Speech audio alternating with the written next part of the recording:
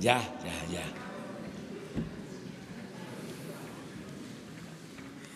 Bueno, el día de hoy vamos a recordar, a conmemorar el 60 aniversario de la Comisión de Libro de Texto Gratuito. Es todo un acontecimiento porque los libros de texto gratuito marcaron el inicio de una nueva etapa en la educación pública. Esto se le debe a un gran presidente, Adolfo López Mateos. Muchos de nosotros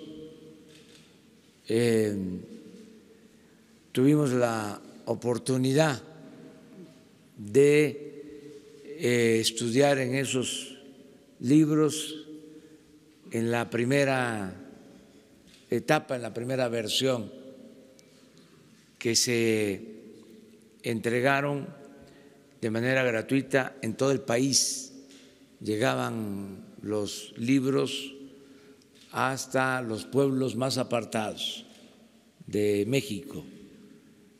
Y por eso, en homenaje a Adolfo López Mateos, a esta decisión de tener un libro de texto gratuito,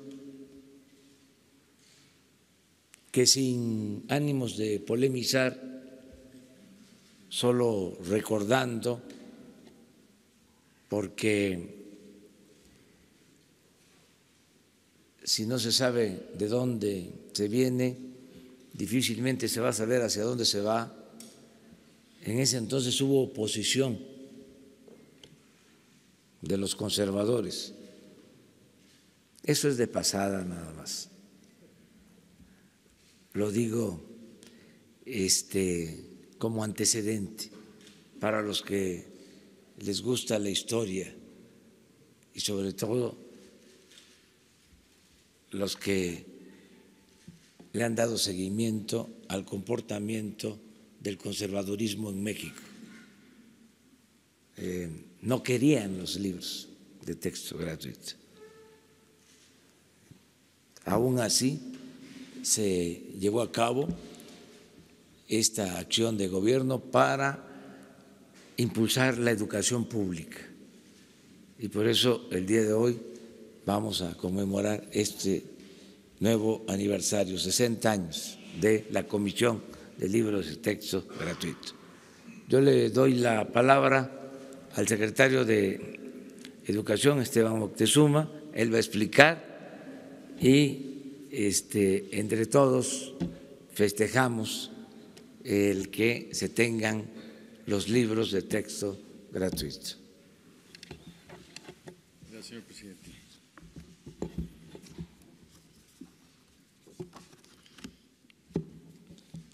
Señor presidente de la República, Andrés Manuel López Obrador, Diego Prieto, director del Instituto Nacional de Antropología e Historia, Antonio Mesa, el director general de la Comisión Nacional de Libros de Texto Gratuito, Nidia Chávez, del Servicio Postal Mexicano. Estamos todos muy contentos porque hoy celebramos el 60 aniversario de la Comisión Nacional de los Libros de Texto Gratuito. A todos los trabajadores, a las trabajadoras del Consejo, a quienes hoy celebramos, muchísimas felicidades. Saludo a todos los representantes de los medios de comunicación e invitados especiales para comentar que el 12 de febrero de 1959, hace 60 años, fue firmado el decreto que dio origen a uno de los grandes pilares del sistema educativo mexicano, el libro de texto gratuito. Menos de un año después, el 16 de enero de 1960, el entonces secretario Jaime Torres Bodet hizo entrega del primer libro y del primer cuaderno de trabajo del grado inicial de primaria en la Escuela Rural Cuauhtémoc de El Saucito, en San Luis Potosí. Con ese acto inició la entrañable e importante entrega que cada año realiza la Secretaría de Educación Pública a las niñas, los niños y los jóvenes de México. Este es un caso único en el mundo. Ningún otro ministerio o Secretaría de Educación realiza un esfuerzo social y editorial de esta magnitud. Cuando se expidió el decreto para la creación de la Comisión Nacional de Libros de Texto Gratuito, hace 6 décadas, los desafíos eran enormes. En aquella época se luchaba aún por abatir un grado extremo de analfabetismo en México. Ahora los retos no son menores por el considerable aumento en la matrícula escolar y por la ampliación del sistema educativo nacional. México está muy orgulloso de contar con una institución de las dimensiones y alcances de la CONALITEG. El trabajo realizado por esta institución debe ser digno de respeto y la admiración de todos los mexicanos, pues hace posible la edición anual de cerca de 200 millones de libros para más de 25 millones de alumnos de educación preescolar, primaria, secundaria, telesecundaria, bachillerato y educación especial.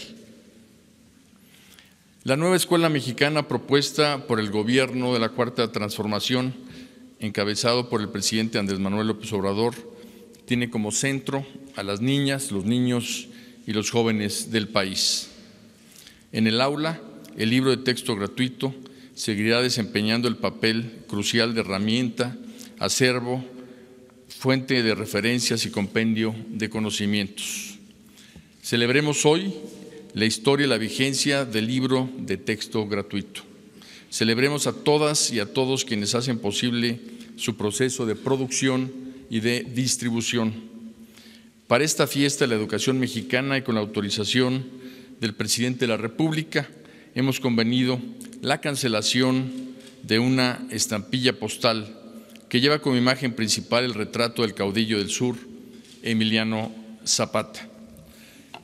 Aquí tengo conmigo el primer libro de texto gratuito que se entregó en México hace 60 años y otro que quizás sea el libro más popular de todos los que se han impreso, con la imagen de la patria, precisamente sobre la modelo y sobre este importante recuerdo para todos nosotros es que hemos invitado a Diego Prieto para que nos narre un pedacito de historia de México.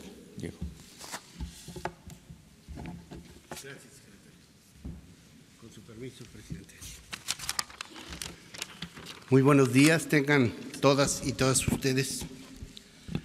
Es para mí en lo personal y para el Instituto Nacional de Antropología e Historia, que está cumpliendo 80 años el 3 de febrero pasado, esta gran institución que se formó en el periodo de gobierno del presidente Lázaro Cárdenas, acompañar ahora la celebración de los 60 años de vida de la Comisión Nacional de los Libros de Texto Gratuito. Y agradezco la invitación del secretario Esteban Moctezuma para comentar precisamente esta hermosa imagen, sobre todo para los que tenemos alrededor de 60 años, que es la imagen de la patria de González Camarena, la patria de los libros de texto. Este 12 de febrero alcanzó sus 60 años de existencia la Comisión Nacional del Libro de Texto Gratuito, institución gubernamental en que recayó la enorme responsabilidad de afianzar la gratuidad de la enseñanza primaria con la producción y distribución de los libros indispensables para el cabal cumplimiento del artículo 3 de la Constitución.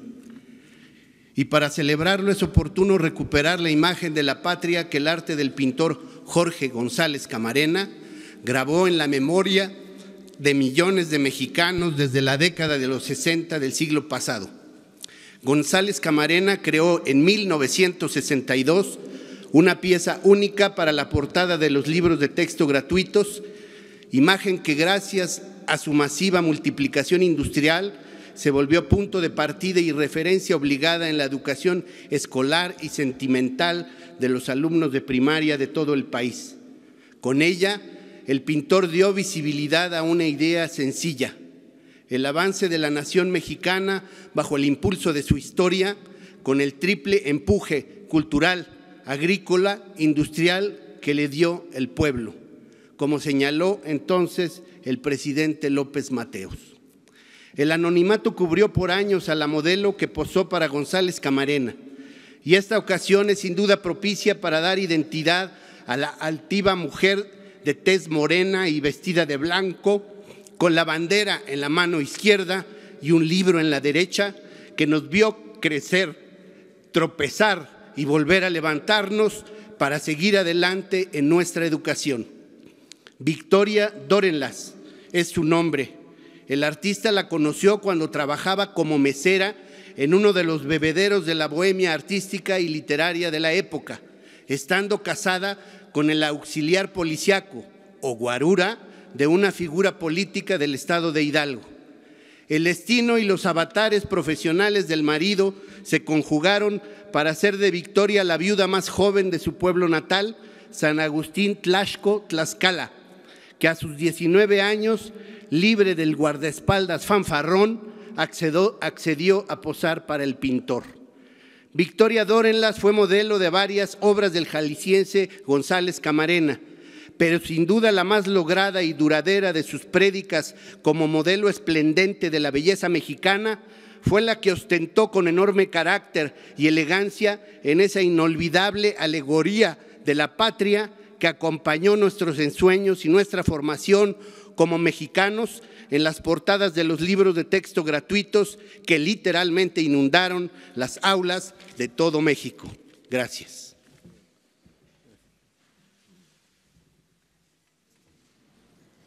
Con su permiso, señor, procedemos a la cancelación del timbre postal.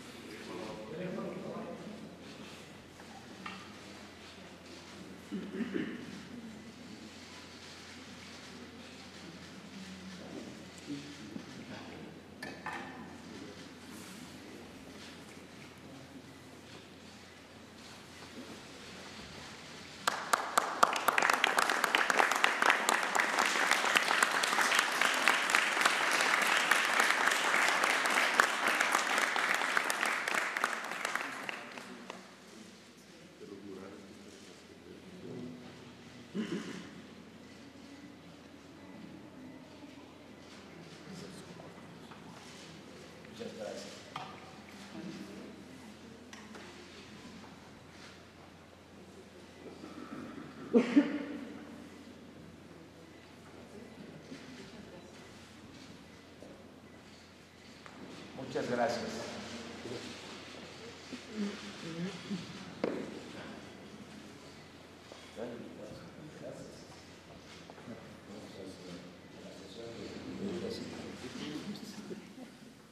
Bueno, pues terminamos con esta ceremonia que quisimos llevar a cabo en este tiempo por la importancia que tienen estas conferencias porque muchos ciudadanos, como lo hemos dicho, están pendientes de lo que se dice aquí en Palacio Nacional desde muy temprano. Abrimos la sesión de preguntas y respuestas. Buenos días, presidente. Hoy publicamos en el Heraldo de México una entrevista con Juan Guaidó. Le pide a usted que no vea el tema de Venezuela como un tema de izquierdas o de derechas, sino como un tema de crisis humanitaria. ¿Usted qué podría decirle a los venezolanos que apoyan a este personaje y que no apoyan a Maduro? ¿Puede cambiar México su postura respecto a Venezuela? Gracias. Bueno, ya lo hemos dicho varias veces, no es conmigo, es con la Constitución.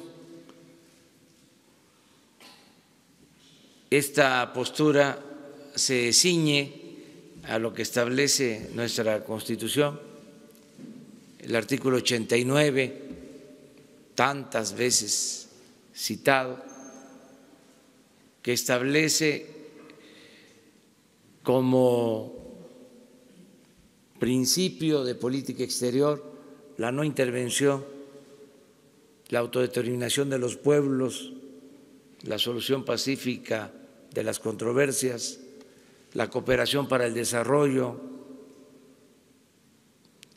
la protección de los derechos humanos. Esta es nuestra postura y tiene que ver con nuestra historia. Puede ser que en otras naciones, otros gobiernos con otra historia vean esto como algo superficial, algo que puede cambiarse de acuerdo a circunstancias, pero para nosotros es parte de nuestra historia, son las enseñanzas de nuestra historia. Es la frase del presidente Juárez: entre los individuos como entre las naciones, el respeto al derecho ajeno es la paz.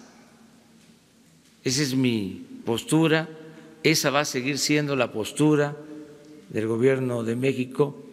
Deseamos que dialoguen las partes, que haya una solución pacífica, que no se use la fuerza, que se aleje la violencia y que haya oportunidad para la diplomacia, que haya diálogo. Si es un asunto de ayuda humanitaria, que no se mezcle con posturas políticas, ideológicas, que se acuda a la ONU y que sea por ese medio que se dé toda la ayuda humanitaria al pueblo venezolano, como se tiene que dar ayuda humanitaria a todos los pueblos, a los pueblos pobres del mundo. Entonces, esa es nuestra postura, lo expreso de manera respetuosa, no es estar a favor o en contra de ningún gobierno, estamos a favor de un principio constitucional que es parte de la política exterior de México. Gracias, presidente. Buenos días. Le quiero preguntar por el tema de las estancias infantiles, porque siguen las protestas de algunas de las madres que tienen a sus hijos, que se ven en la necesidad de dejar a sus hijos en estas estancias, sobre todo porque 800 pesos al mes pues les parece insuficiente para encontrar una una estancia infantil. Si en aras pues de la transparencia, podría decirnos dónde es que se encontró la corrupción, cuántas estancias hay, bien, vamos, los datos precisos y si se presentaría alguna denuncia por tal motivo y que esto lo orilló a cancelar este programa. Por otro lado, preguntarle qué decir sobre este policía que detuvo, que participó en la detención de Joaquín El Chapo Guzmán y que al parecer ahora va a ser dado de baja y se le va a quitar la protección que tiene ahora en Estados Unidos. Gracias. Bueno, acerca de lo primero ya se ha hablado mucho, no solo en este caso, en toda la ayuda que se está destinando a la gente, sobre todo a los más pobres del país, que dicho sea de paso, es una ayuda que nunca se había dado por la cantidad de recursos que se están destinando. Toda la ayuda va a ser personalizada.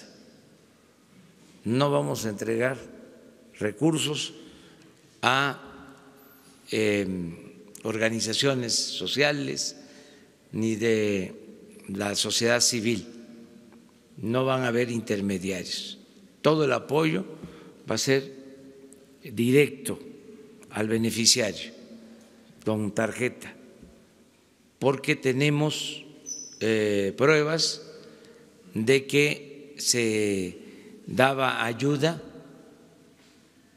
no mucha, pero sí se disponía que se apoyara, y el dinero o no llegaba o llegaba con moche, como se dice coloquialmente, se quedaba en el camino. Tenemos muchas pruebas de eso. Vamos a presentarlas, sí, y que conste de que nosotros hemos actuado con prudencia, pero ustedes lo quieren saber todo y les felicito, porque vamos a dar a conocer todo lo que se entregaba y no llegaba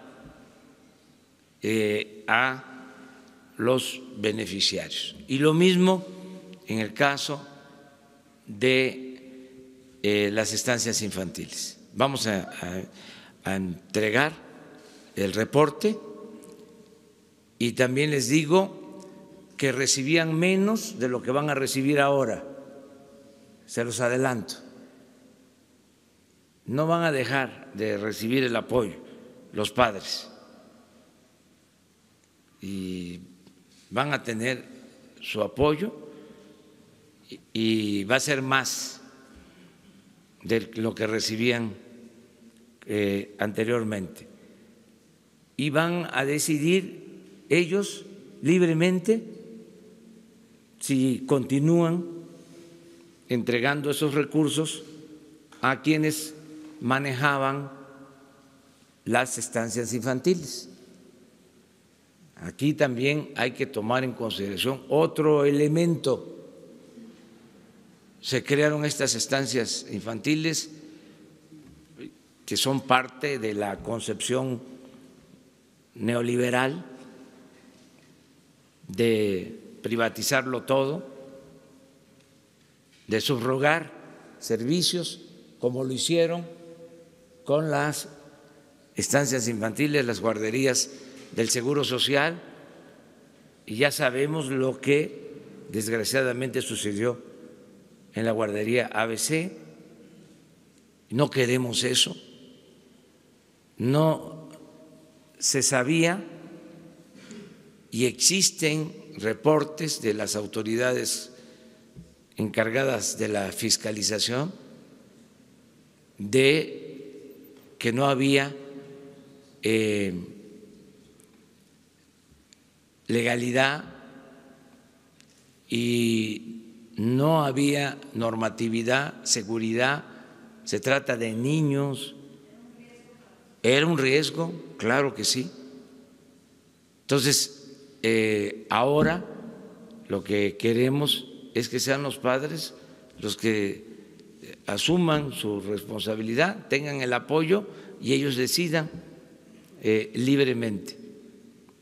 Yo sé que esto no les ha gustado a algunos, tenemos también la protesta de organizaciones sociales, de organizaciones campesinas, de otras asociaciones que recibían recursos. Ya eso se terminó. Vamos a procurar que sea de manera directa desde la tesorería de la Federación al beneficiario y que no sea efectivo, que sea tarjeta. Estamos haciendo un gran esfuerzo para que haya sucursales del Banco de Bienestar en todo el país para entregar los fondos de esa forma, de esa manera.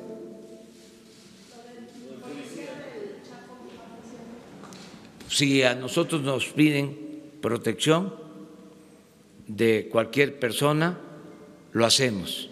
Lo que pasa es que está en Estados Unidos con protección y ahora se la van a quitar porque parece lo van a dar de baja por motivos de austeridad. O sea, él tiene protección ahora, está en Estados Unidos, pero se la van a quitar por motivos de austeridad. ¿En el caso nuestro? Sí, el caso del gobierno mexicano. No aplica la austeridad en este caso. Lo que pasa es que como se bajaron los sueldos, como ganaban 600,000 pesos mensuales los de arriba y ahora nadie puede ganar más de 108,000, como ya no hay aviones, como ya no hay aviadores, hablando de aviones, como ya no hay lujos, pues ya ahora se le echa la culpa de todo a la austeridad de nuestro gobierno. No, eso no tiene nada que ver con la austeridad. Para decirlo con claridad, de manera coloquial, lo que se llevó a cabo fue un ajuste arriba, solo se cortó el copete de lujos. Entonces, esto se mantiene. Claro, lo he dicho aquí, para periodistas, para la gente que está amenazada, la gente que requiere de seguridad, va a tener siempre la protección de nosotros. Es una obligación que tenemos, tiene que ver con los derechos humanos. Esto lo maneja Alejandro Encinas, aquí ya lo hemos dicho. Entonces, yo sé que están molestos, ¿no?, nuestros adversarios, sobre todo los conservadores, fifís, que ayer también salió de que una modista o diseñadora va a estar en el CONACYT. Me informan que no es así. La directora del CONACYT, Premio Nacional de Ciencias 2017, es para decirles, tengan para que aprendan. O sea, y nos salen con eso. O sea, vamos a suponer que sea cierto, la directora del CONACYT va a actuar y aquí, con transparencia, esas cosas no se pueden permitir. Ya no hay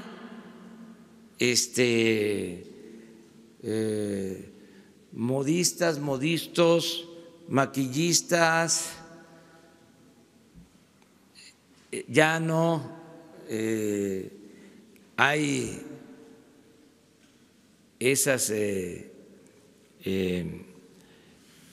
exquisiteces, esos lujos, ya se terminó.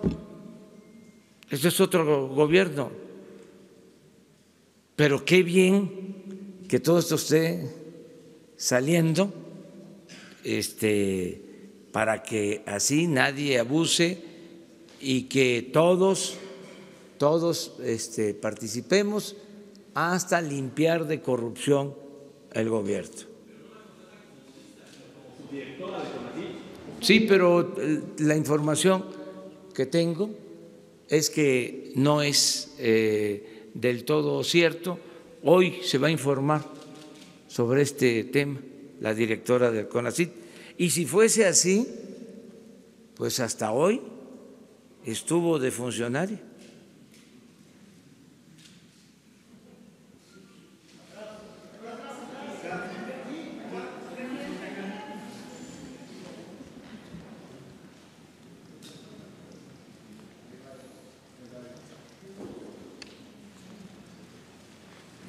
Buenos días, presidente Arturo Ángel de Animal Político. Yo traigo preguntas en torno a dos temas. El primero es Odebrecht y transparencia. El día de ayer en la sección del Sabueso de Animal Político, donde hacemos una verificación si lo que dicen los políticos es cierto o no, revisamos lo que usted mencionó respecto a que el INAI había ordenado que nos informara del tema de Odebrecht. Lo que concluimos es que es exactamente al revés. El INAI ha ordenado en varias veces el año pasado que se dé a conocer la información de la investigación de Odebrecht, pero es la PGR la que no ha querido dar a conocer esa información. Esta opacidad, presidente, ya se extiende al actual sexenio, porque en diciembre pasado el INAI volvió a concluir que hay que pedir estos datos y se lo hizo a la Fiscalía General que encabeza Gertz Manero, y la Fiscalía con los mismos argumentos, lo publicamos justamente en Animal Político, con los mismos argumentos no quiso dar la información, incluso ha litigado en tribunales, acaba de obtener una suspensión definitiva de un juez para no informar. Entonces, mis preguntas en este tema son dos. Por un lado, ¿qué opinión le merece que la Fiscalía General de la República continúe sin querer dar ninguna información, incluso buscando amparos para no dar ningún dato, ni siquiera cuántos funcionarios han declarado, no sabemos exactamente nada?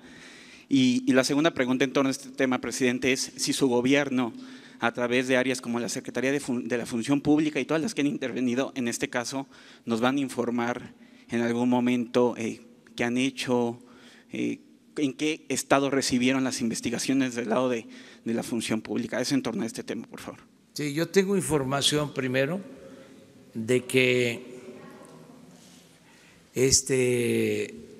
el Instituto de la Transparencia en un primer tiempo, en una primera decisión, declaró que era información secreta.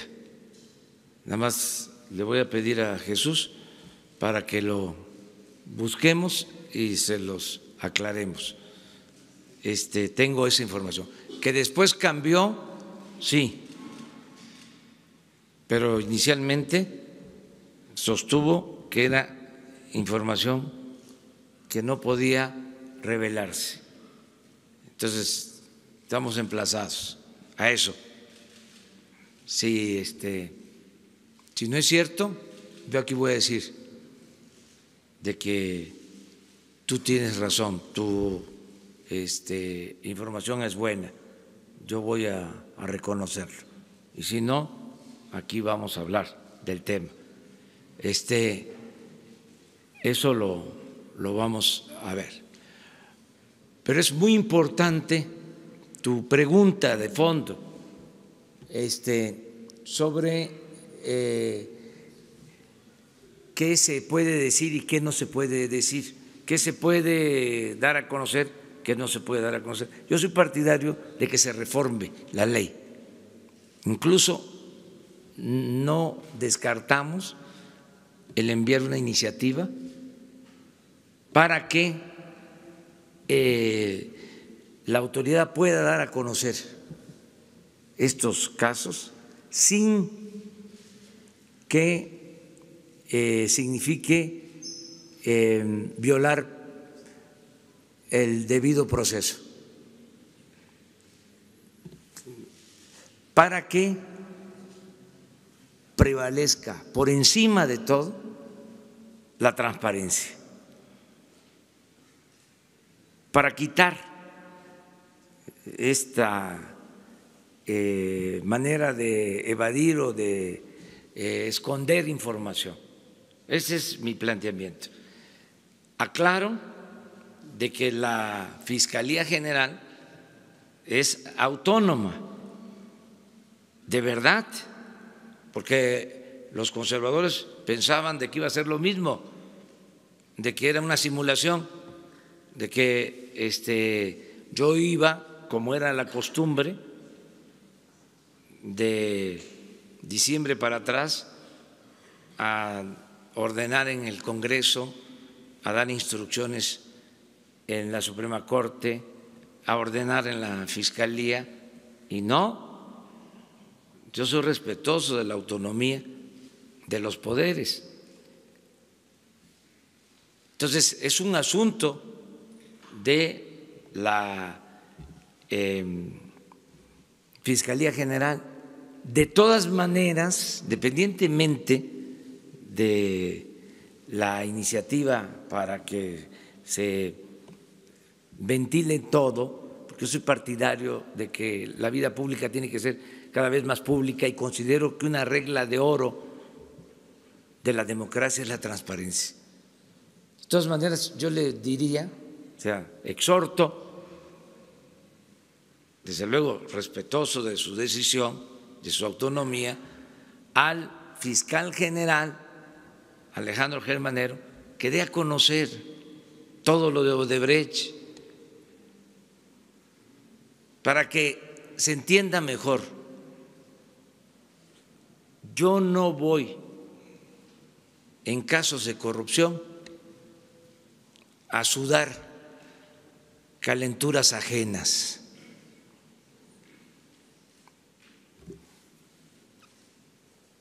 Todo el que se meta en un caso de corrupción tiene que asumir su responsabilidad. Yo no voy a proteger a nadie, lo subrayo, en casos de corrupción. Se trata de justicia, ahí sí, sudo las calenturas ajenas, pero en casos de corrupción, no.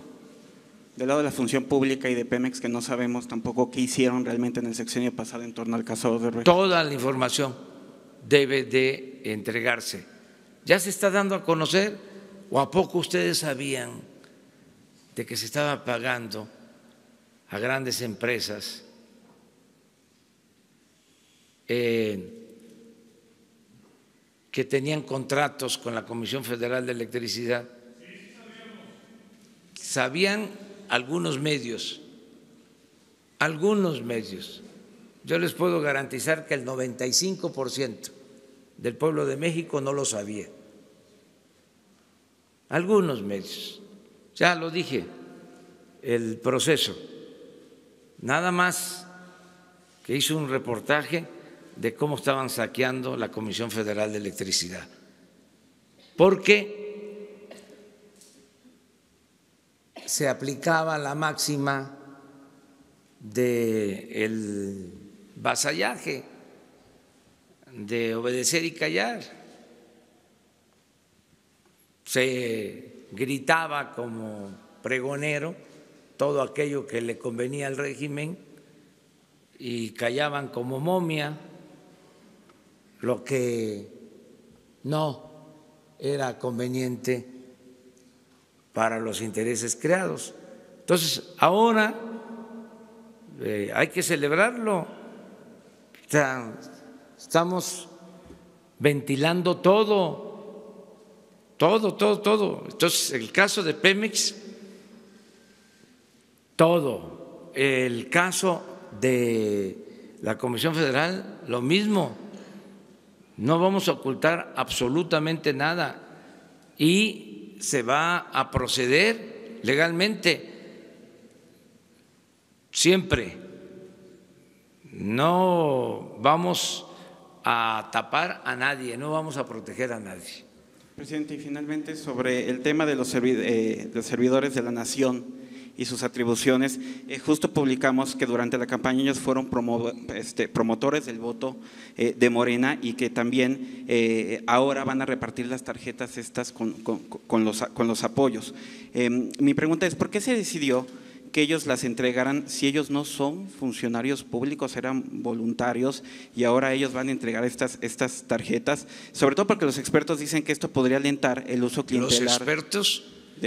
Expertos que entrevistamos en esta nota publicada en Animal Político, abogados, dicen que opinan que podría haber un uso clientelar de este programa al usar voluntarios y tenemos la duda de si la Secretaría del Bienestar los va a contratar a estos voluntarios por este trabajo que van a hacer y cuánto les van a pagar. Muchas gracias. Sí, todo eso se va a informar y qué bueno que utilizaste la palabra podrían, porque no va a ser así, es decir, no se va a utilizar el presupuesto como era antes para favorecer a ningún partido, no se va a condicionar el apoyo para que se vote por determinado partido y además ya existe la Fiscalía Electoral y está a punto de aprobarse,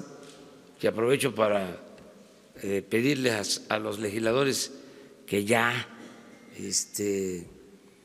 decidan en el sentido de que va a ser delito grave sin derecho a fianza la utilización de programas sociales para fines políticos electorales. No van a tener derecho a fianza. Es como la corrupción, es como el robo de combustible, todo eso se convierte en delito grave. Y cuando se tenga ya integrado todo el gobierno, que se tengan las contrataciones de los que van a trabajar en las coordinaciones en los estados, ayer lo dije, se va a transparentar toda la nómina del gobierno. O sea, no solo es la declaración de bienes y transparentar lo que tienen los servidores públicos del más alto nivel, sino toda la nómina del gobierno va a estar en redes, en el internet. Ahora vamos para allá.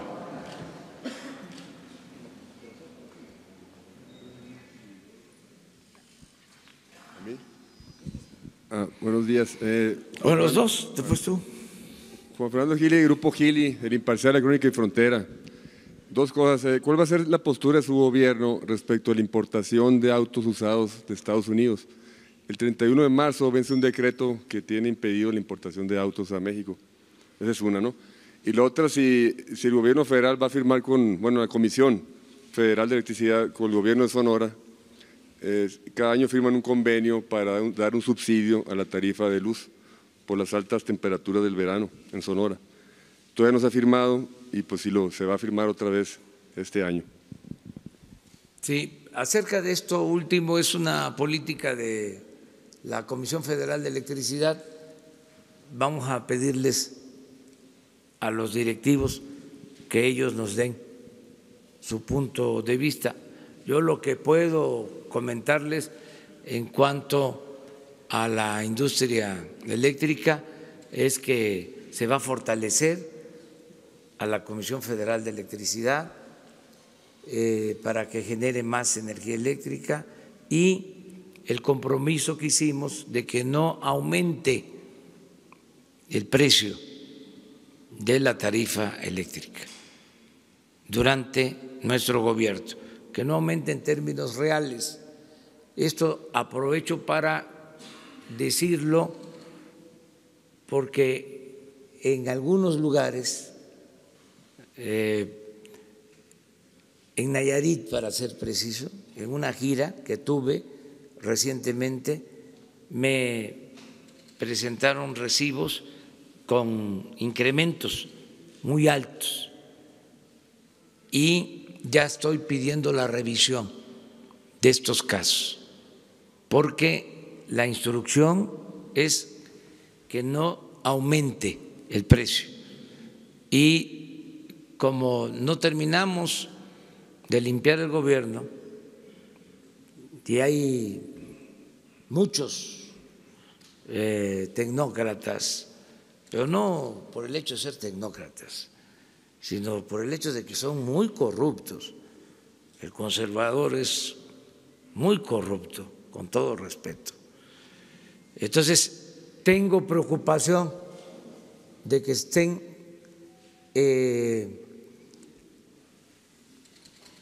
elaborando recibos, ¿sí?, con precios elevados para echarnos la culpa. Entonces vamos a revisar todo eso. Aprovecho para comentarlo a la gente.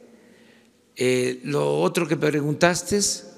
Nomás para precisar, ¿el subsidio se mantiene entonces para las familias, pues para que no reciban? Sí, lo que está no cambia, o sea, no va a aumentar el precio de la luz en términos reales. La otra pregunta era, ¿cuál va a ser la postura de su gobierno respecto a la importación de autos de los Unidos?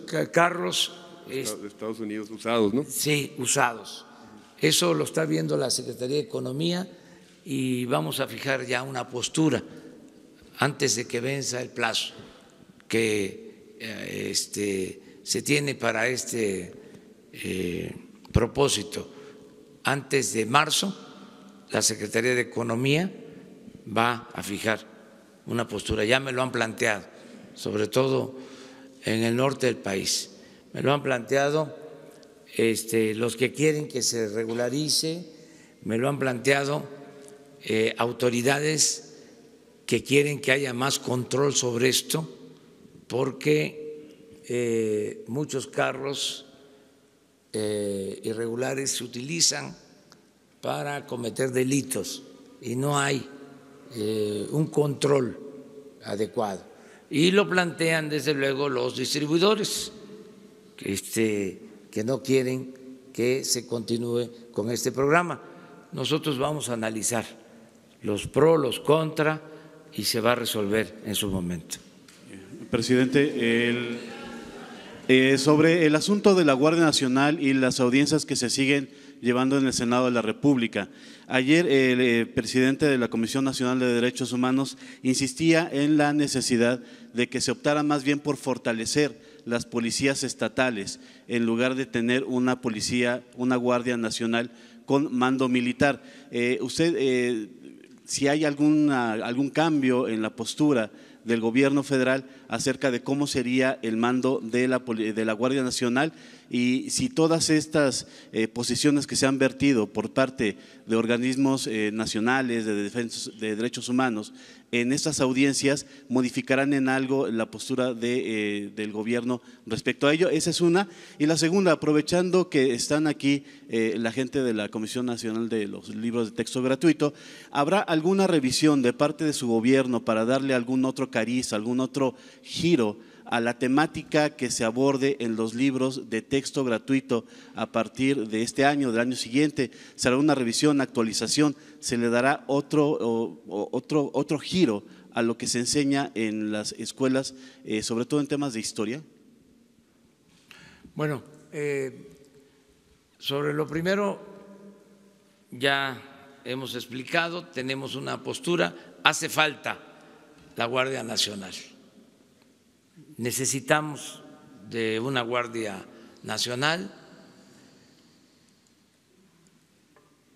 Hace poco vi una encuesta y como el 90% de los ciudadanos, según esa encuesta,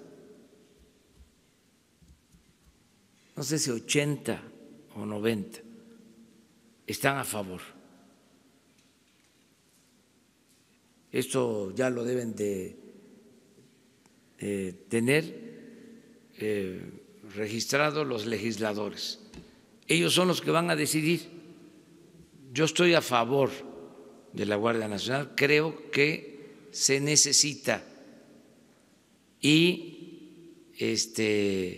deben de existir las policías estatales, las policías municipales, pero tiene que existir también una policía federal. Eso existe en todo el mundo, llámese como se llame. ¿Cómo es posible que el gobierno federal no tenga elementos para garantizar la seguridad pública? Yo no creo que haya dicho eso el presidente de la Comisión de Derechos Humanos, no lo creo.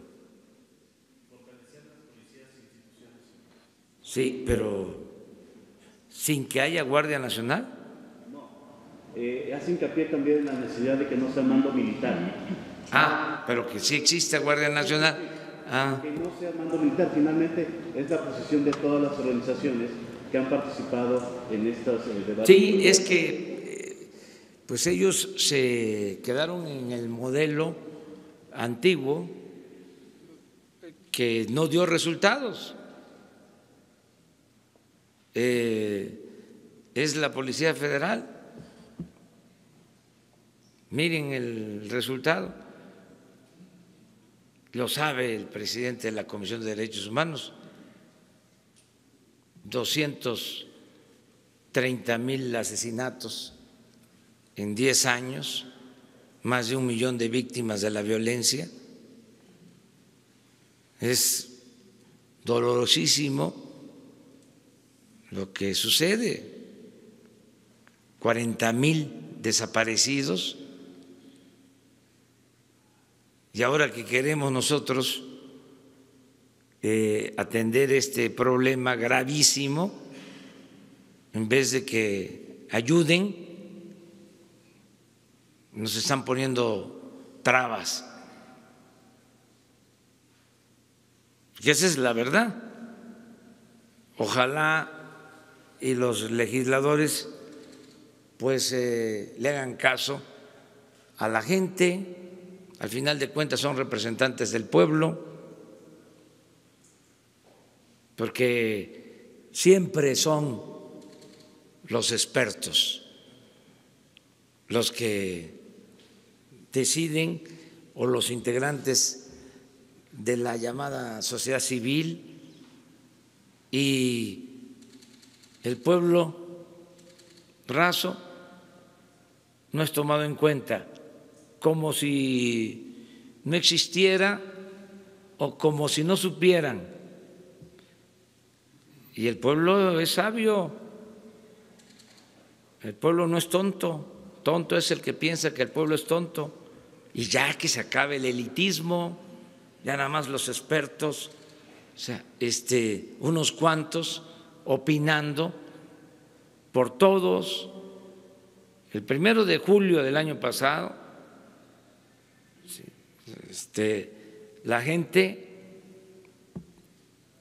apostó por un cambio verdadero, por una transformación, ya no más de lo mismo. Entonces vamos a seguir impulsando lo de la Guardia Nacional, apoyándonos en lo que tenemos, pero es de sentido común. Hay 230,000 elementos del Ejército que, de acuerdo a la Constitución, no pueden hacer labores de seguridad pública. Nada más pueden ocuparse, de acuerdo a la Constitución, de la defensa de la soberanía. ¿Y qué es lo que más le preocupa a los mexicanos? que es lo que más debe de ocuparnos, la seguridad pública. Ese es nuestro principal problema y no vamos a poder utilizar esta institución que tiene experiencia, que tiene disciplina, que hay incluso infraestructura que no tienen otras corporaciones. No la vamos a utilizar ahora que la necesitamos para la seguridad pública. 40,000 marinos que tampoco, de acuerdo a la Constitución, pueden ocuparse de la seguridad pública, y lo único que hay para la seguridad pública efectivos, 20,000 policías federales. Tiene más policías el gobierno de la Ciudad de México, 80,000, que los 20,000 que se tienen para la seguridad pública en todo el país. Pero los expertos y los de las organizaciones de la sociedad civil, pues no sé qué estén pensando, porque ya basta también de la simulación, de estar nada más haciendo análisis de la realidad sin transformarla, puro experto, puro diagnóstico, estudios, contratación de asesores, pero no se hace nada por cambiar las cosas. Lo de la Guardia Nacional es urgente, es una preocupación. Yo todos los días recibo el parte de la policía de lo que sucede a nivel nacional y duele mucho. Por ejemplo, las fosas estas en Colima, más de 60 homicidios, o sea, todo eso, el asesinato ayer en Jalapa, que todo hace pensar que fueron policías, otra situación de abuso de autoridad de elementos del ejército que ya están detenidos, que se está castigando, muchas cosas diarias. Por eso necesitamos una Guardia Nacional con mística, con formación, y también les adelanto, va a haber una campaña que vamos a hacer entre todos los mexicanos, pero como nunca, para llamar a los jóvenes a no caer en la tentación de las drogas, porque el problema de inseguridad y de violencia lo podemos enfrentar si evitamos, entre otras cosas, que siga creciendo el consumo al interior del país. Y eso podemos controlarlo porque en nuestro país, por nuestra historia, por nuestra cultura, hay muchos valores, todavía hay una gran reserva de valores culturales, morales, espirituales. Entonces vamos a hacer una campaña para que los jóvenes no consuman drogas. Y vamos a hablar sobre este tema todos los días. Vamos a hablar sobre este tema y lo riesgoso, lo peligroso que son las drogas, y las opciones que hay para que los jóvenes, en vez de engancharse en actividades ilícitas, puedan tener trabajo, puedan estudiar, puedan tener oportunidades. Va a ser una campaña amplia de todos, y voy a pedirle a los medios de información, no me voy a meter a cuestionar, porque hay hasta series de televisión que exaltan, ¿no?, estos comportamientos, que llaman de manera indirecta, sin intenciones, a que se sigan esas conductas. No me voy a meter en eso, pero sí vamos a hacerle frente, ¿sí?, a todas estas desviaciones para bajar el consumo interno, atendiendo más a los jóvenes. Esto por lo que tiene que ver con lo de la droga. Y acerca de los contenidos, Esteban. Sí, señor. Estamos en este momento viendo cómo se procesa en el Congreso la iniciativa que el señor presidente envió el 12 de diciembre para la abrogación de la reforma educativa, y esto va a llevar como consecuencia también nueva legislación secundaria. Junto con eso estamos trabajando en lo que sería un nuevo modelo educativo, porque a partir del modelo surgen los planes y programas, los materiales, los contenidos, y obviamente esto pues lo recogerán los libros de texto en las materias en que se le dé un nuevo enfoque con esta educación que queremos integral, y en particular también la historia tendrá nuevos contenidos. No está decidido eso. Estamos creando grupos para analizar cada una de las materias. Estamos creando precisamente los grupos que están revisando los contenidos, pero no hay una definición. Lo que en este momento se está haciendo es precisamente a través de CONALITEG la adquisición del papel para imprimir los libros que van a distribuirse en el próximo ciclo escolar, que es de agosto. Esos todavía no tienen el nuevo modelo, será hasta el siguiente ciclo.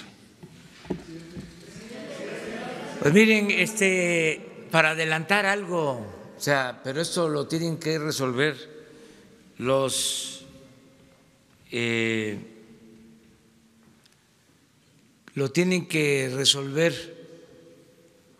especialistas, pedagogos,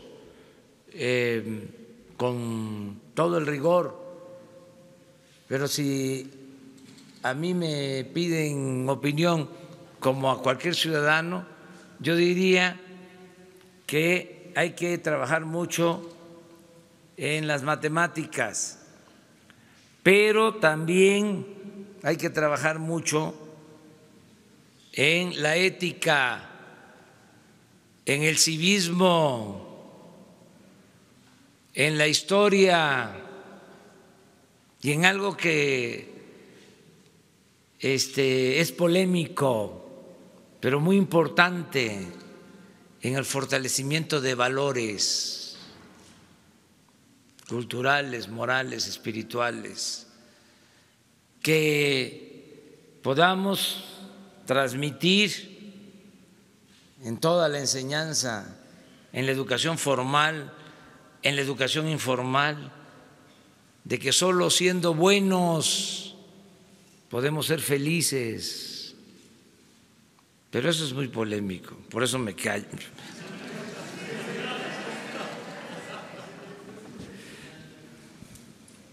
Adelante.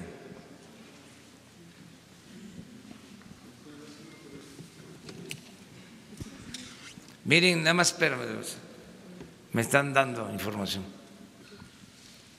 El Instituto de la Transparencia, pero lo vamos a mostrar, sí pidió reservar información sobre Odebrecht en 2 ocasiones. Yo cuando digo algo aquí es porque lo tengo probado. Les dije también, cuando se inauguró este organismo, porque se puso de moda en la época neoliberal para simular de que se iba a combatir la corrupción, de que iba a haber transparencia, etcétera, etcétera, etcétera, se puso de moda crear organismos. Por ejemplo, en materia educativa, ¿no? Del Consejo de Evaluación. ¿Por qué a los maestros nada más se les va a evaluar? ¿Y por qué no se le evalúa a los diputados y a los senadores y al presidente y a los médicos? Se escogió nada más a los maestros. Bueno, institutos, organismos reguladores, una constelación de autoridades autónomas. Bueno, cuando nació este organismo, impulsado por los conservadores de la llamada sociedad civil, la primera decisión importante que tomaron fue mantener en reserva a los contribuyentes que recibieron el beneficio de la condonación de impuestos, a los grandes contribuyentes que les condonaron impuestos durante el gobierno de Fox por, creo, 10 años, ahora se vence, o un poco más, en este año, este organismo. Y lo que les estoy planteando de lo de Odebrecht, y ¿saben cuánto cuesta mantener este organismo al pueblo? 1,000 millones de pesos al año, porque ganaban 250, 300 mil pesos mensuales cada experto. Entonces, aquí aprovecho para… Sí, sí, pero es posterior. Ah, ya ahora tiene que ser… Y es la Fiscalía la que no… La Fiscalía tiene que dar a conocer. ¿Sí? Pero sí sobre esto que dije, porque también cuando digo alguna cosa, hay por ahí un organismo, una asociación, dice, ¿es cierto o es mentira? Y siempre resulta que es mentira lo que yo digo. Entonces, por eso es importante, no siempre sí, pero suele pasar. Es también un organismo de la llamada sociedad civil. ¿Saben cómo se llamaba la sociedad civil antes? ¿Cómo se le decía a la sociedad civil? ¿O cómo se le llamaba antes a lo que ahora es la sociedad civil? Pueblo. Nomás que yo no sé quién agarró eso de la sociedad civil, se apropiaron, ¿sí? La derecha, el conservadurismo. Es muy raro encontrar que haya un agrupamiento de la sociedad civil progresista.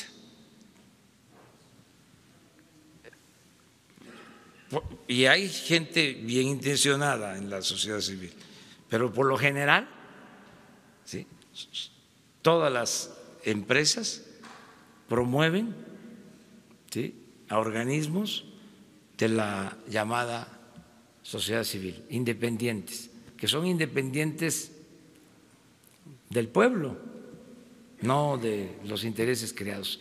Una más y terminamos. Buenos días, presidente. Soy Jocelyn Gutiérrez de Político MX. Le quería preguntar cuál es la postura del gobierno respecto al veredicto en contra del Chapo Guzmán. Pues fue una decisión que tomaron en Estados Unidos. Nosotros pues somos respetuosos de esos procesos legales. No le deseamos mal a nadie. Me gustaría de que quienes toman estos caminos recapaciten y piensen de que es un don muy preciado la libertad y que no se debe de afectar a otros, no se le debe de causar daño al prójimo y no hay que causarse daño a uno mismo y a los familiares, porque son de una u otra forma sufrimientos. Eso es lo que puedo decir. Que sirva de enseñanza, que sea una lección para que se piense que la felicidad verdadera no es el dinero, no es lo material, no es el lujo barato, no es la fama. La verdadera felicidad es estar bien con uno mismo, estar bien con nuestra conciencia y estar bien con el prójimo. Sobre eso va a versar mucho la campaña dirigida a los jóvenes para enfrentar el problema del aumento en el consumo de drogas. Tenemos nosotros que bajar el consumo de droga, y tenemos que atender a los jóvenes y lo vamos a lograr porque hay ahora opciones, hay alternativas para que el joven no tome el camino de las conductas antisociales. Bueno, también para preguntarle, presidente, acerca de la renovación de la dirigencia de Morena. ¿Usted va a participar activamente en la vida de su partido? No tengo ni tiempo. ¿A qué horas? ¿No piensa recomendar a Jacob Polemski, que se mantenga en el cargo? Y también para preguntarle sobre el caso de Puebla, si quién va a determinar el candidato, si Jacob, que está impulsando a Miguel Barbosa, o si los legisladores que están respaldando a Alejandra Armenta. Pues ahí sí, no opino. Ahí sí, como se dice en el béisbol, ahí sí voy a batear. Ahí sí les bateo cariñosamente. Bueno, mande. Perdón, presidente, perdone mi imprudencia. Quisiéramos saber sobre estos funcionarios que sus nombres salieron durante el juicio del Chapo. ¿Se les va a investigar? ¿Cuál es la postura del gobierno mexicano? ¿Qué va a pasar con ellos? Pues es de acuerdo a los procesos que puedan existir. El planteamiento nuestro es darle curso, no detener nada si existen denuncias, y si se presentan denuncias, pues atenderlas. Políticamente, mi postura es muy clara desde la campaña. Incluso lo dije cuando tomé posesión de la presidencia. Yo soy partidario de que pensemos hacia adelante. Hace 2 días hablábamos de eso, de que se debe de castigar, se puede castigar errores del pasado, pero lo mejor, lo que tiene más sustento en cuanto a justicia es evitar los delitos del futuro. Yo soy partidario de ver hacia adelante, ¿sí?, y que nosotros iniciemos una etapa nueva, sin corrupción, sin impunidad, y que no apostemos a lo que se hizo durante mucho tiempo, al estar castigando a chivos expiatorios mientras se saqueaba al país, y que si queremos abrir los expedientes, que empecemos por los de arriba y que lo decidamos entre todos. Y para ser más claro, si queremos, es una consulta para enjuiciar si existen elementos desde Carlos Salinas hasta Enrique Peña Nieto, pasando por Zedillo, Fox, Calderón. Si queremos eso. Yo, ya lo he dicho, soy partidario de condenar al régimen. Me importa más que se desnude lo que fue el régimen neoliberal, la política de pillaje, de saqueo, el engaño, cómo se apoderaron del gobierno, cómo secuestraron al gobierno para ponerlo al servicio de una minoría rapaz. O sea, esa condena me importa más que otras cosas, porque no quisiera que en el futuro regresáramos a eso, porque puede darse el caso. Nosotros somos demócratas y al final de cuentas va a ser el pueblo el que va a decidir siempre. Y yo no voy a quedarme aquí más tiempo que lo que establece la ley y lo que decide el pueblo, porque me voy a someter a la revocación del mandato a mitad del sexenio. Y si la gente dice que continúe el presidente, continúo. Si la gente dice que se vaya el presidente, me voy, porque el pueblo pone y el pueblo quita. Pero si dicen que se quede después de la consulta, nada más son 6 años, no a la reelección. Entonces, no quisiera que regresen los mismos y que vuelvan a imponer un régimen autoritario, corrupto, inhumano, que nos llevó a la crisis de México. Por eso, lo más importante es que la gente sepa en qué consistió este régimen autoritario, que se sepa todo.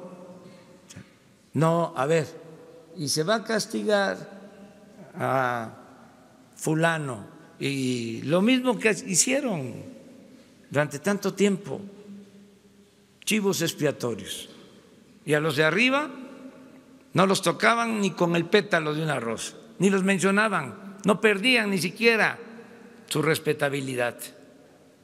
Entonces ya eso no,